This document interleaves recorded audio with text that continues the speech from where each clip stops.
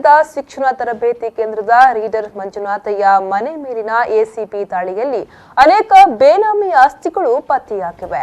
ಸದ್ಯ ಮಂಗಳೂರಿನಲ್ಲಿ ಕಾರ್ಯವನ್ನು ನಿರ್ವಹಿಸ್ತಾ ಇರುವಂತಹ ಮಂಜುನಾಥಯ್ಯ ಈ ಹಿಂದೆ ಉಡುಪಿ ನಗರಸಭೆಯಲ್ಲಿ ಪೌರಾಯುಕ್ತರಾಗಿದ್ರು. ಈ ವೇಳೆ ಭ್ರಷ್ಟಾಚಾರದ ಆರೋಪ ಹೊತ್ತಿದ್ರು. ಇಂದು ನಡೆದ ದಾಳಿಯಲ್ಲಿ 2 ನಿವೇಶನ, 1 ಮನೆ, 2 ಫ್ಲಾಟ್, 443 ಗ್ರಾಂ ಚಿನ್ನ, 1 ಕೆಜಿ ಬೆಳ್ಳಿ, 2 ಕಾರ್, 2 ಬೈಕ್, 3 ಐಫೋನ್, 1.5 ಲಕ್ಷ ನಗದು, 10.50 ಲಕ್ಷ ಬ್ಯಾಂಕ್ ಠೇವಣಿ ಬಾಂಡ್ ಪತ್ತೆಯಾಗಿದೆ.